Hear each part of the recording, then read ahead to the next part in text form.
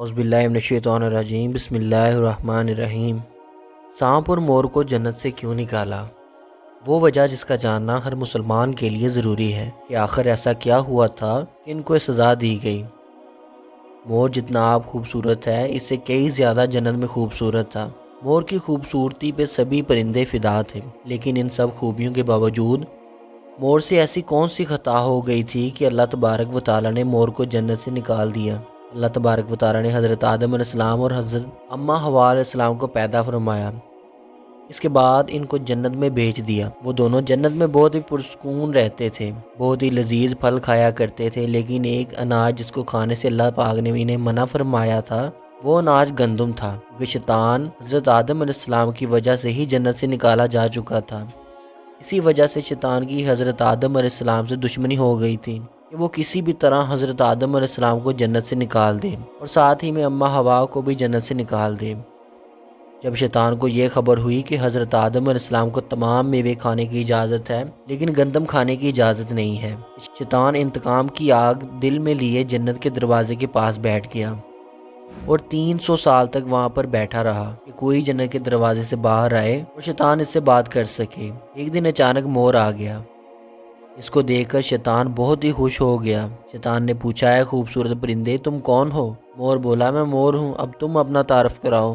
شیطان نے جواب دیا کہ میں عالم کرویہ کا ایک فرشتہ ہوں اور اللہ تعالیٰ کی عبادت سے ایک پل بھی غافل نہیں ہوں۔ میں چاہتا ہوں کہ میں جنت میں جاؤں، وہاں کی نعمتوں کا اپنی آنکھوں سے مشاہدہ کروں۔ شیطان مور سے کہنے لگا کہ تم مجھے جنت کے اندر لے جاؤ، میں تمہیں 3 ایسی باتیں بتاؤں گا جس سے تمہیں ابدی زندگی حاصل ہو جائے گی، تمہیں بڑھاپا بیماری نہیں آئے گی، تم ہمیشہ جنت میں ہی رہو گے۔ شیطان کی یہ باتیں سن کر لالچ میں آ کر مور نے کہا، مجھ میں تو ایسی کوئی طاقت نہیں ہے کہ میں تمہیں جنت کے اندر لے جاؤں، لیکن ایک سانپ میرا دوست ہے، اسے کہتا ہوں کہ تمہاری مدد کرے۔ مور سانپ کے پاس آیا، اس کو ساری بات بتائی۔ سانپ بھی شیطان کی باتوں سے بہت خوش ہو گیا، شیطان کو اپنے منہ میں چھپا کر جنت میں داخل ہو گیا اور یوں شیطان اپنی چال میں کامیاب ہو گیا۔ جنت کے تمام نگہبانوں کو یہ معلوم تھا کہ شیطان کیا چال چل رہا ہے اور جنت میں داخل ہو چکا ہے۔ فرشتے شیطان کو جنت سے نکالنے گئے، تبھی اللہ پاک کا حکم ہوا کہ اس کو ابھی تک جنت میں ہی رہنے دیا جائے۔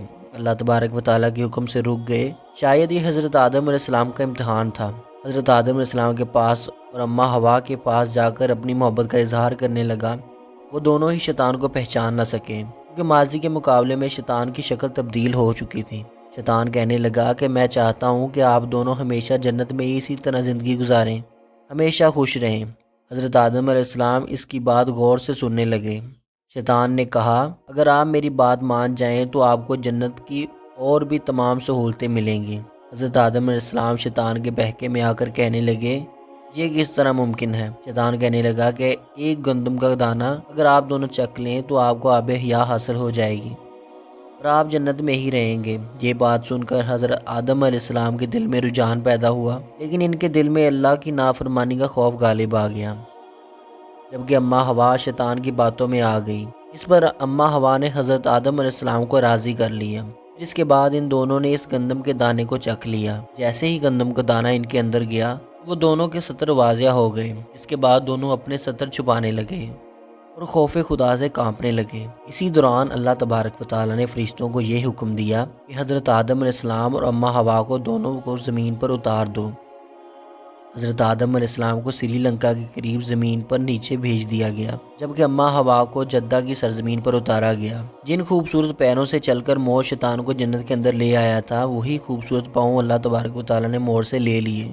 سانپ جو اپنے منہ میں شیطان کو چھپا کر لایا تھا، اس کے منہ کی خوبصورت خوشبو چھین کر اس میں زہر ڈال دیا گیا۔ پھر مور کے ساتھ ساتھ سانپ کو بھی جنت سے نکال دیا گیا۔